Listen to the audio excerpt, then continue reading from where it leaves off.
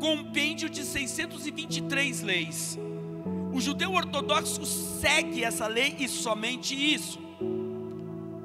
O catolicismo é uma religião cujo códex de lei é o catecismo da Igreja Católica Apostólica Romana.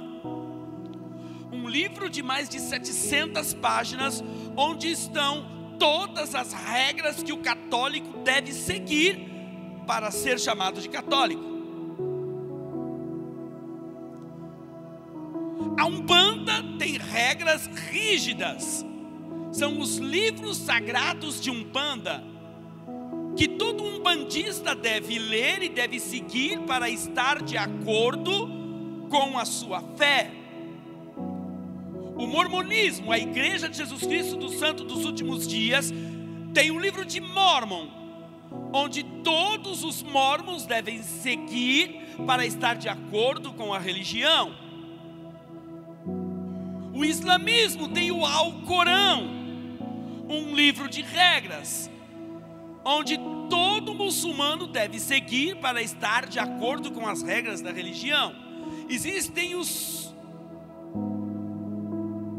muçulmanos xiitas e os sunitas. Os sunitas são os que seguem a lei do Alcorão, as sunas. As sunas são um livro de regra que dita quais são as regras que eles devem seguir para estar de acordo com a religião. Porém, há 2000 anos atrás, um homem veio a esta terra. O seu nome era Jesus Cristo. É Jesus Cristo. E Jesus Cristo quebrou todo o protocolo religioso quando disse: eu sou o caminho, eu sou a verdade e eu sou a vida, e ninguém vai chegar ao objetivo que é ir ao Pai se não passar por mim. A grande questão é que este Jesus não seguia as regras ortodoxas. Ele não seguia as regras ortodoxas. A primeira das regras que ele não seguia é que ele não trazia uma nova religião. Muito pelo contrário, ele dizia: eu sou o caminho. Portanto, os primeiros cristãos foram conhecidos como aqueles da seita do caminho. Então não eram cristãos. A palavra cristãos, ela só aparece já no século II. Não se falava cristão, se falava aqueles da seita do caminho. Portanto, o que eu quero dizer para você é que Paulo captou essa mensagem. Paulo entendeu o que estava nas entrelinhas, e é por isso que ele escreve em Romanos capítulo 12, versículo 2: não vos conformeis com o mundo. O que ele está dizendo é: não vos amoldeis à religião. Não se atenha à religião pré-estabelecida. Esqueçam as regras religiosas. Não vos conformeis com o mundo. Transformem a vossa mente. Transformem a vossa mente. Mudem, dê um change, um câmbio na sua mente. Se você não mudar a sua mente, você estará preso dentro de uma religião. E é isso tudo que o diabo quer para você. Não pense você que o diabo quer te desviar da fé, quer tirar você da igreja. Isso é pensamento de religioso. O que o diabo quer é simplesmente colocar em você uma capa de religioso. Porque Deus não está preso a uma religião. Deus não está preso no tempo, porque Ele fez o tempo. Portanto, alguém que faz não pode estar preso àquilo que fez. Ele está muito superior ao tempo. E quando Paulo diz: renovais a sua mente precisa sofrer uma mudança. E foi isso que aconteceu comigo há 31 anos atrás. Porque naquela noite a minha mente mudou completamente. E eu já não sou mais o mesmo desde 31 anos atrás, quando a minha mente foi renovada e foi mudada. A partir dali, algumas coisas passaram a acontecer e eu passei a viver por novos conceitos e não por regras pré-estabelecidas. E para que você possa mudar a sua mente, eu vou te dar alguns passos. Eu vou te falar algumas coisas. A primeira coisa que você precisa entender é que nós precisamos deixar de ser coveiros. Para que a nossa mente mude, nós precisamos deixar de ser coveiros. Você vai entender. Miqueias capítulo 7, versículo 19. Miqueias capítulo 7, versículo 19, por favor.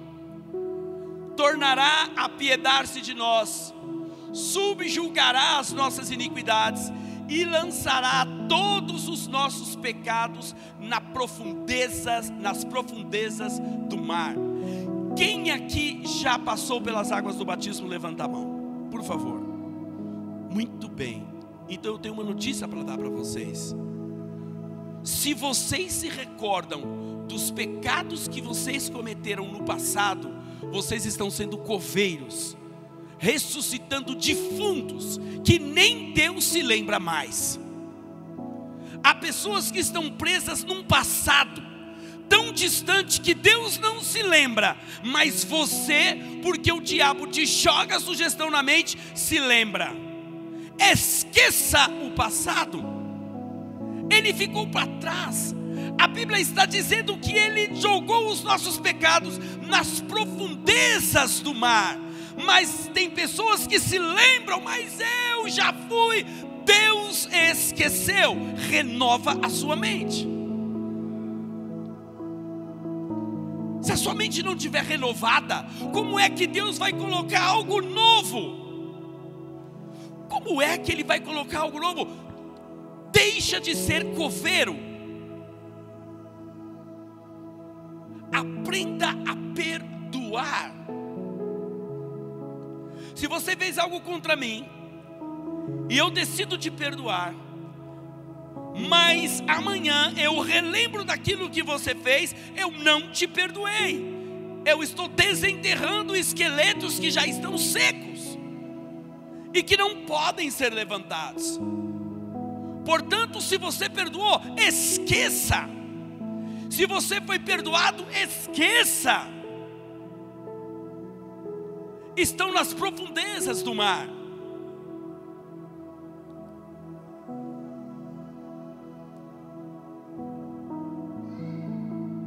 Isaías capítulo 43, versículos 25 e 26.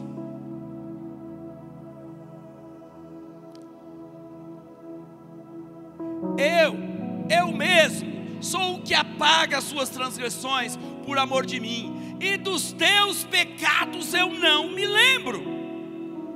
Deus está dizendo para você: eu não me lembro dos seus pecados, e você está insistindo dizendo: mas eu lembro. Mas não é você que lembra, é o inimigo que joga a sugestão para você e você abraça a sugestão. E é por isso que a Bíblia diz: resisti ao diabo e ele fugirá de vós. Há pessoas que têm potencial para produzir muito no reino, mas estão parados no passado, naquilo que lembra que fizeram lá atrás.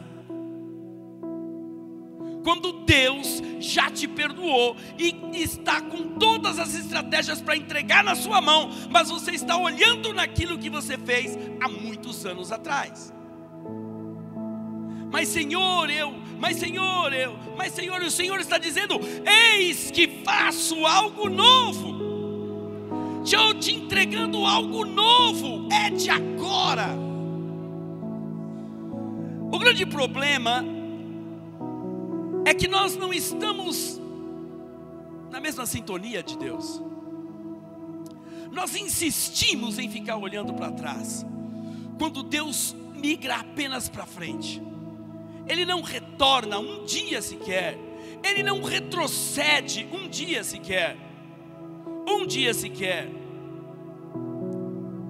Esqueça-se do seu passado. Entre no ritmo de Deus. 2 Coríntios capítulo 5, versículo 17, por favor. Quando eu me lembro do passado, eu desprezo e eu trago demérito para essa palavra. Assim que se alguém está em Cristo, nova criatura é, e as coisas velhas já passaram, e eis que tudo se fez novo.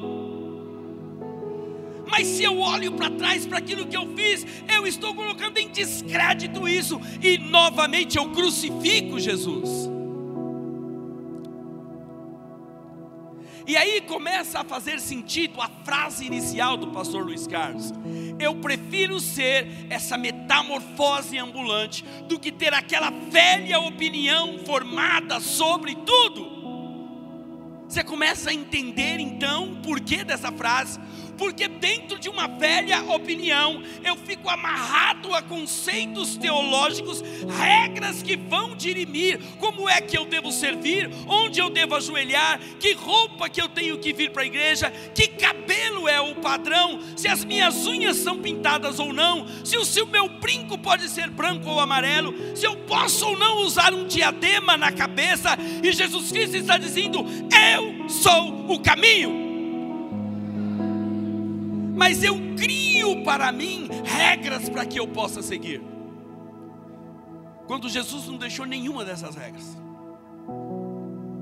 Change de mente, mudança, metanoia, mudança de mente. Eu preciso estar revoltado, porque só o revoltado não se conforma. E Romanos 12:2 diz: não vos conformeis. Somente o revoltado não se conforma. Então eu preciso me revoltar, mas eu preciso me revoltar contra quem? Contra mim mesmo, contra os conceitos que eu estabeleci para mim, cujos quais transformei em dogmas, aos quais não quero quebrar, por princípios que eu mesmo criei. Quando Jesus está dizendo: eu sou o caminho. Jesus te chamou para andar em novidade de vida, e não num museu teológico. Jesus não te chamou para ser arqueólogo da fé, aquele que cultiva o passado e que vive de glórias anteriores. Ele te chamou para ser a vanguarda, porque quem te vê no passado é o diabo, porque ele é o acusador, que requenta tudo o que você fez no passado e apresenta você de novo. Quem te vê no presente são os homens que estão convivendo com você e te veem no presente. Mas Deus só te vê no futuro, naquilo que Ele sabe que você pode ser. Portanto, alinhe-se à visão de Deus. Não alinhe-se à visão do diabo, se olhando no passado, relembrando as coisas que você fez. O presente é apenas uma pinguela, uma ponte, apenas o que vai te ligar ao futuro que Deus já preparou para você.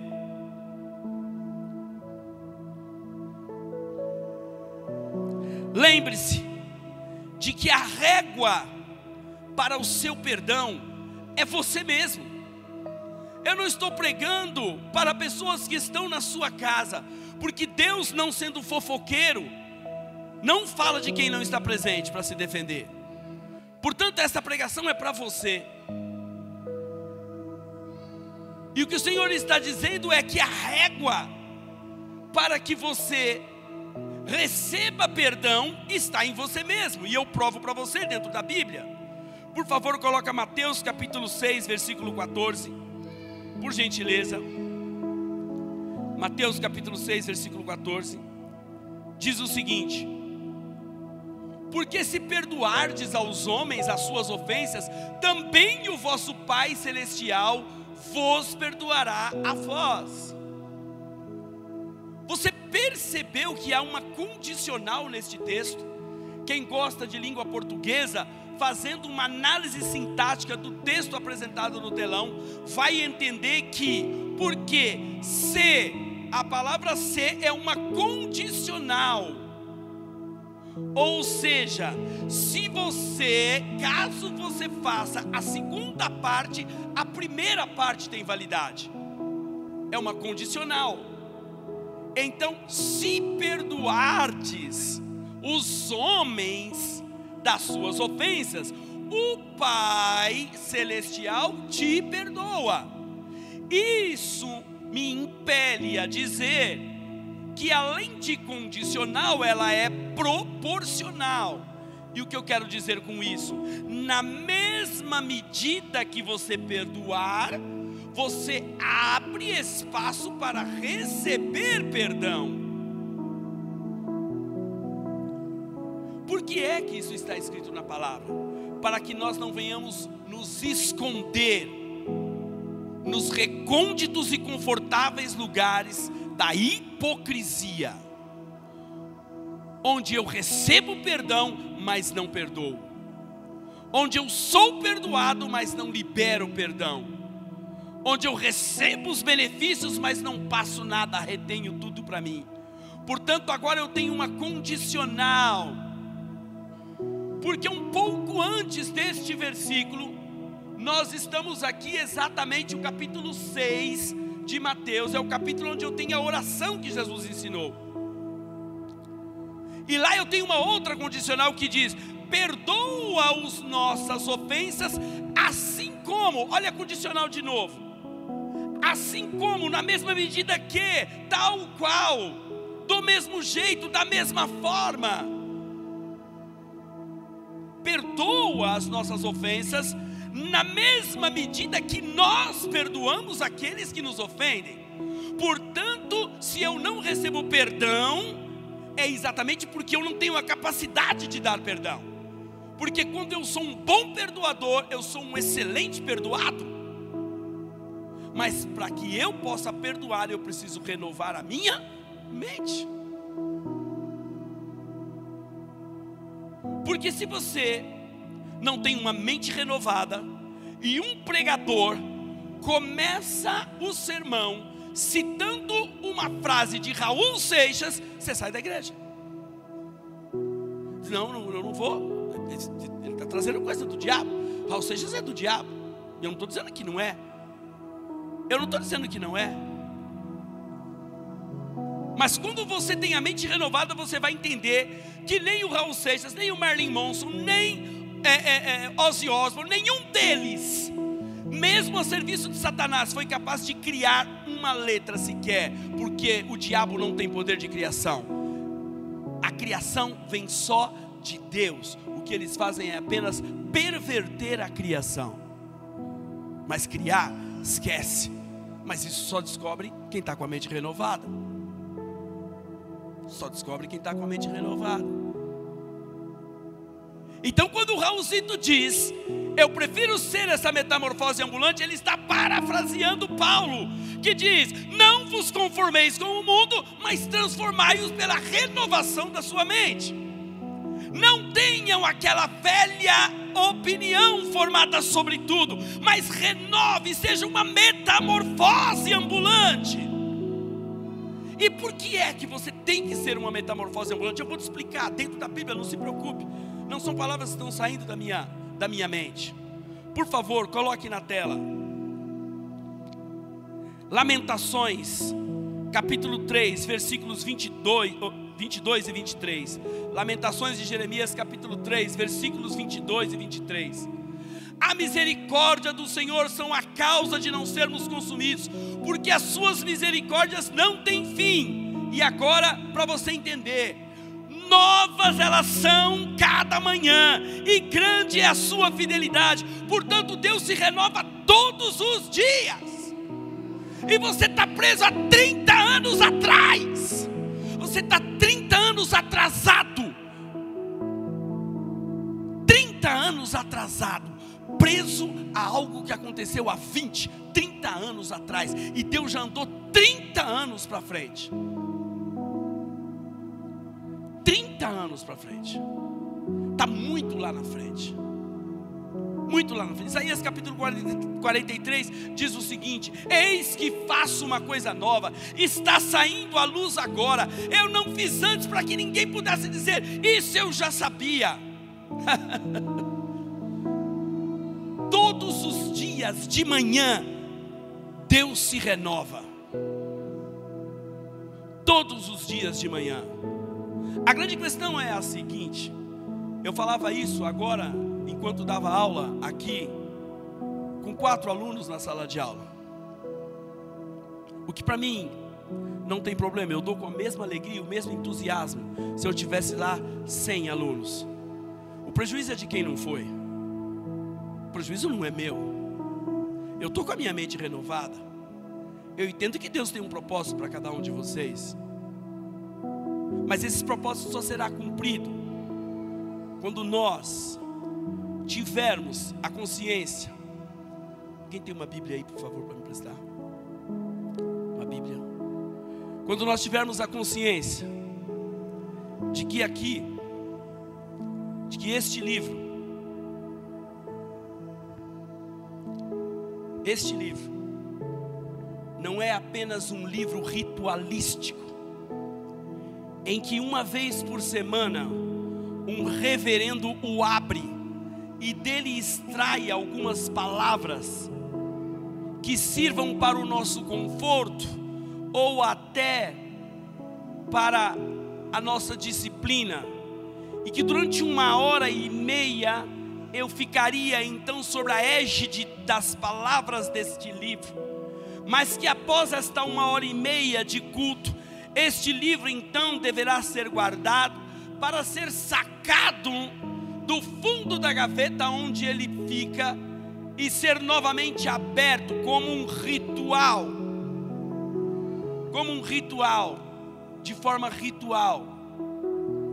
O dia que eu entender que este livro é muito mais do que isso e torná-lo como regra da minha vida e passar a viver em função do que aqui está escrito, a partir daí, até as minhas brincadeiras terão um cunho dentro da palavra.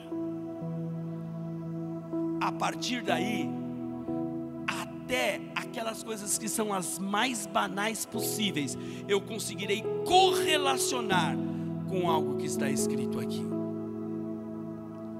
A grande questão é que nós criamos para nós uma mística em torno deste livro, e ele se torna, o livro em si, mais importante do que a palavra que ele traz. E eu passo a deificar a obra, me esquecendo do autor dela.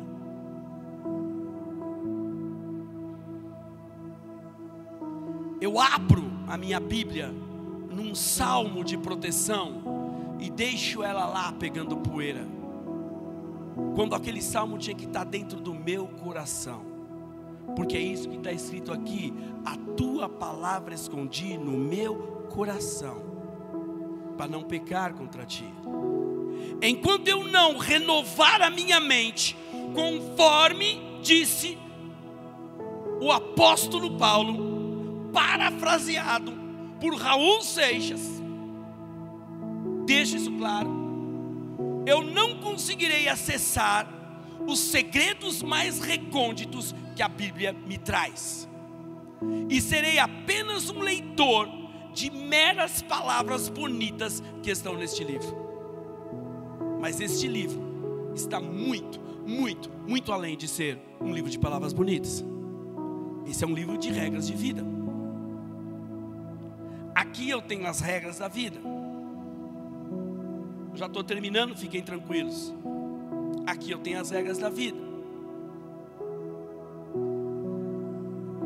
Quem aqui já mudou de casa, saiu de uma casa e foi para outra casa? Levanta a mão. Praticamente todos vocês. Mudança, eu costumo dizer que não é coisa de Deus. Mudança de casa é terrível. São duas coisas que me deixam muito estressado: mudar de casa e trocar de celular. Eles se equivalem. Para mim, então, que sou leigo na área de informática, trocar de celular talvez seja até pior. Mas você vai mudar de casa. E ao mudar de casa, a sua esposa, falando aqui para homens, chega para você e diz: meu bem, nós vamos mudar de casa. Isso requer que nós tenhamos um novo guarda-roupa.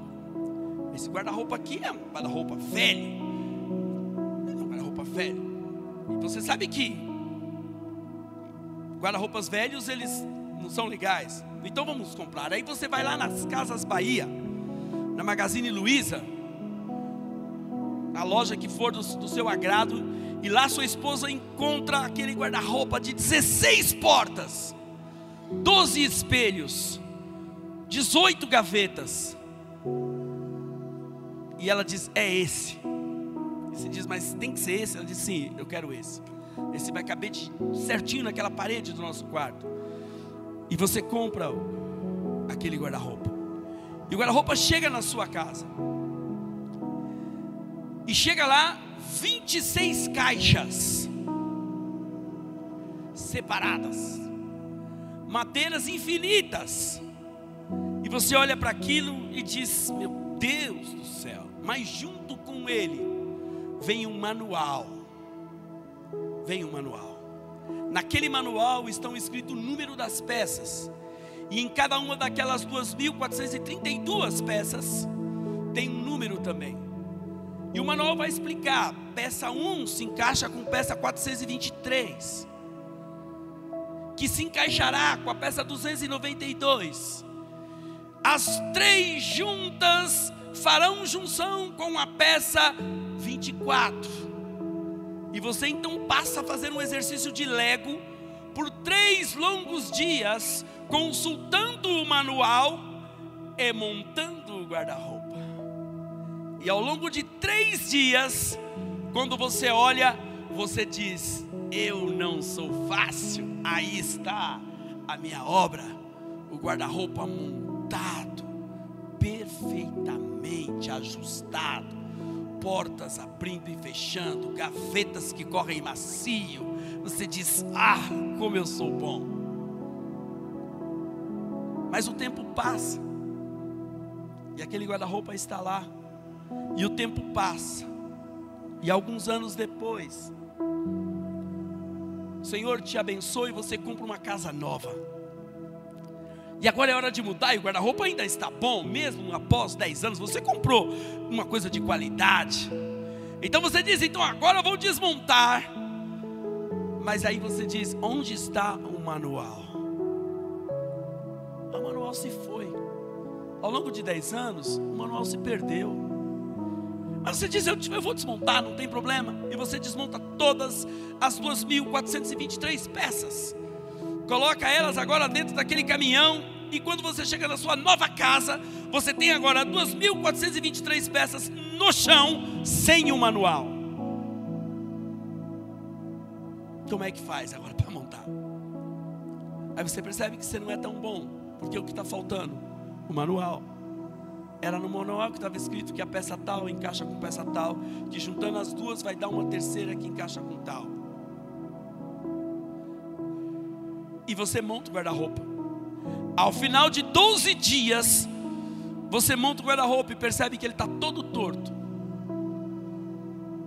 As portas não fecham direito, as gavetas não correm mais, mas ele está montado. Olhando para ele dá até para dizer que é um guarda-roupa, mas já não é funcional. Por que eu estou te contando toda essa história? Não é sem sentido. Quando o Senhor te fez, quando Ele te formou, você é tão complexo, e tão complexo, que olha o tamanho do seu manual. Olha o tamanho do seu manual. Aqui estão todas as regras de vida. Aqui estão todas as junções que você precisa. Aqui estão todos os parâmetros para que você tenha uma vida ajustada, corrediças que correm, portas que abrem e fecham.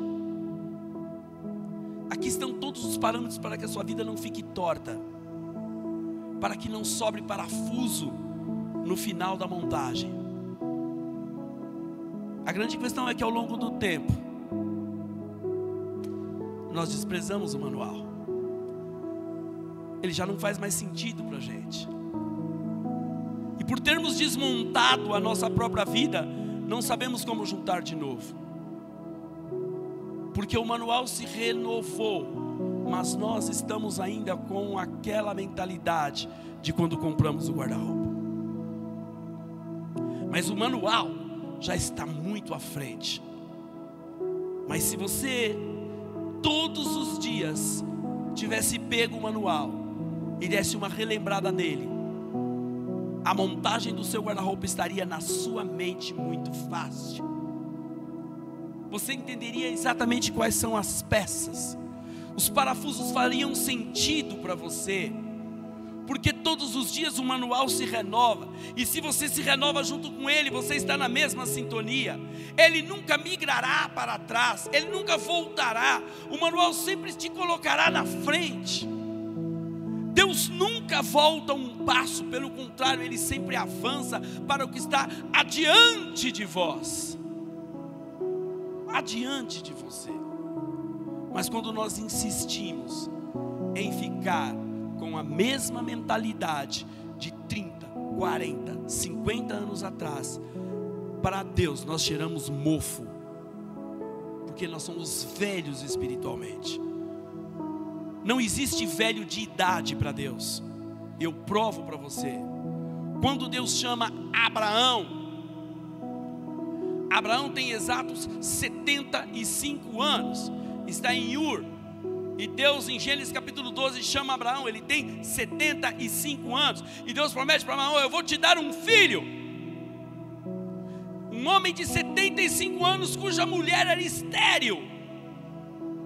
Deus está olhando para Abraão e vendo Abraão com Isaque nos braços. Abraão está olhando para si mesmo, olhando para o passado e lembrando-se de quantas vezes ele tentou ter filho com a esposa e não teve. Mente sectarizada, não renovada. Deus diz para Abraão: você vai ter um filho. Abraão, com mente sectarizada, coloca os pés pelas mãos, coabita com a empregada da sua esposa e tem um filho com ela. E até hoje,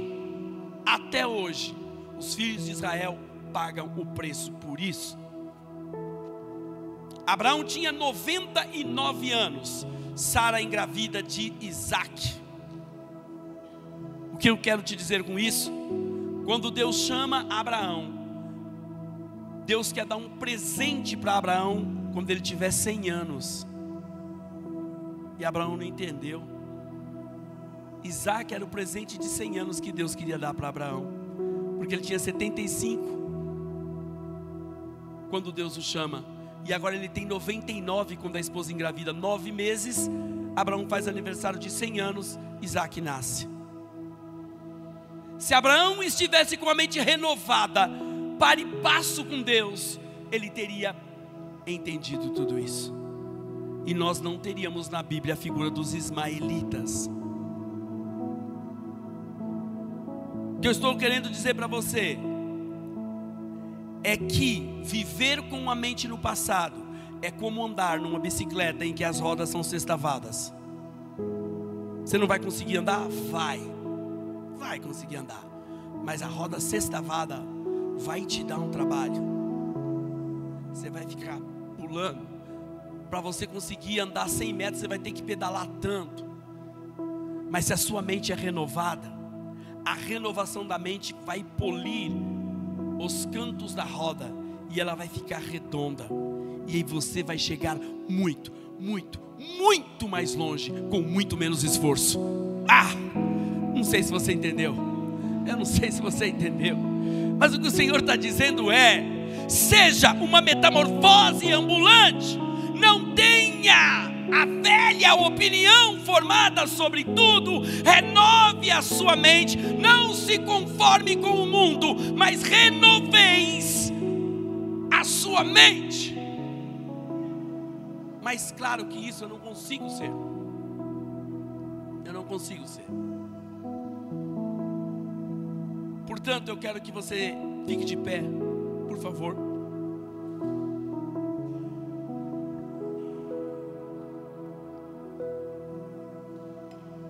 Há uma promessa de Deus em Joel capítulo 2, versículo 28. Coloca, por favor. Essa promessa de Deus não pode se cumprir, ela tem uma condicional para se cumprir. Essa promessa de Deus não pode se cumprir em mentes sectarizadas. Ela não é compatível, ela não coaduna com mentes passadas, com mentes em mofo, com mentes que estão com limbo, porque ela é revolucionária. Portanto, se você quiser viver a promessa que está no telão, você vai ter que mudar a sua mente, porque a promessa diz o seguinte: e há de ser que depois derramarei do meu espírito sobre toda a carne, e os vossos filhos e vossas filhas profetizarão, os vossos velhos terão sonhos, e os vossos jovens terão visões. Isso não cabe em mente do passado, porque velhos já não sonham mais. Em mentes normais, os velhos já não sonham mais. Os filhos e filhas não profetizam, e os jovens não têm visões. Mas numa mente renovada pelo Espírito Santo, em que o Espírito Santo é derramado, isso é factível, isso é possível. Sobre toda a carne o Espírito Santo vem, e os filhos e filhas profetizam, e os velhos sonham, e os jovens têm visões. Se isso não mexer com você, eu não sei o que pode mexer. O que eu quero te dizer é que em uma mente, vivendo 30, 40, 50 anos atrás, certos conceitos não cabem. E quando eles não cabem, você vive como um dinossauro espiritualmente falando. Espiritualmente falando, você vive como um dinossauro, fora da sua época. Eu quero que vocês imaginem vocês descendo aqui na Avenida do Oratório, e ao invés de chegar um trólebus aqui, chegar um dinossauro. Isso vai te espantar demais. Você vai dizer: o que é isso? Um tiranossauro rex andando na rua do Oratório? Não é tempo de dinossauro. Eles já se foram, eles estão num passado muito distante. Espiritualmente, o que eu quero te dizer é que quando a sua mente não é renovada, você é um dinossauro no mundo espiritual. Não cabe no mundo atual. As coisas que eu falo são loucuras para você. As coisas que eu digo são algo espantoso. E o modo em que eu vivo é distante demais para você. Por quê? Porque a sua mente não acompanha aquilo que Deus faz na minha vida. Se você não tem uma renovação de mente, você não vai conseguir entender como é que Deus tirou Davi de trás das malhadas, juntando um monturo e comendo o resto de comida, e colocou ele como rei, o maior rei de Israel até hoje.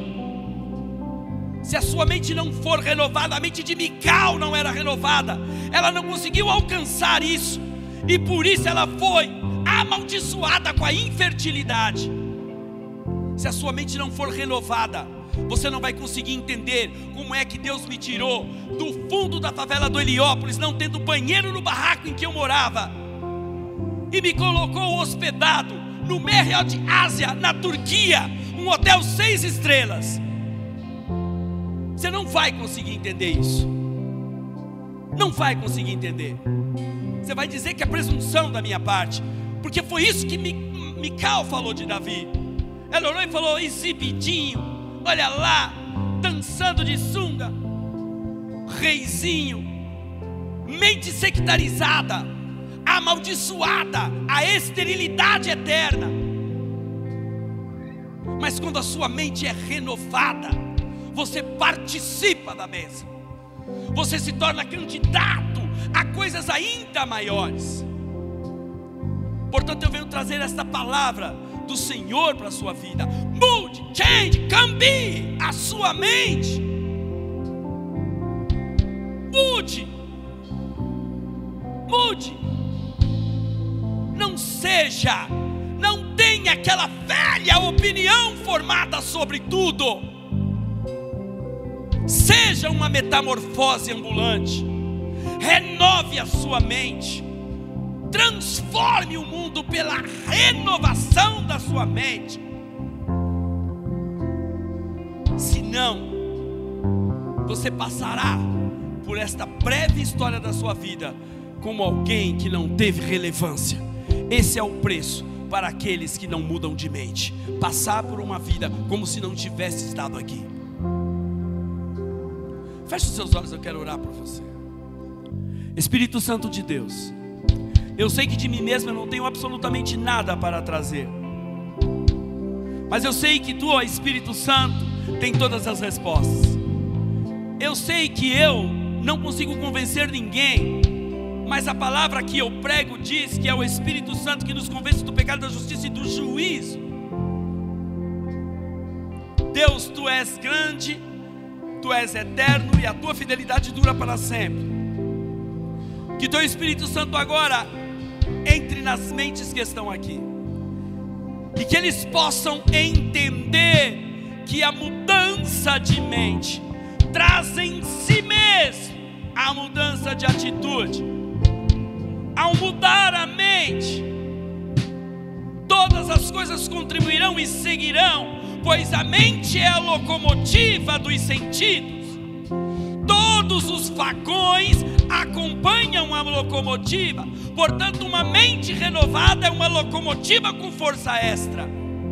Que isso aconteça todos os dias, toda a manhã, assim como o Senhor renova, como a Sua palavra é renovada e como a Sua misericórdia é renovada, que a nossa mente seja renovada. Eu entrego cada um dos que aqui estão nas Suas mãos. Fala para eles o que eu não consegui falar, Senhor. Fala com eles o que eu não consegui mostrar até agora.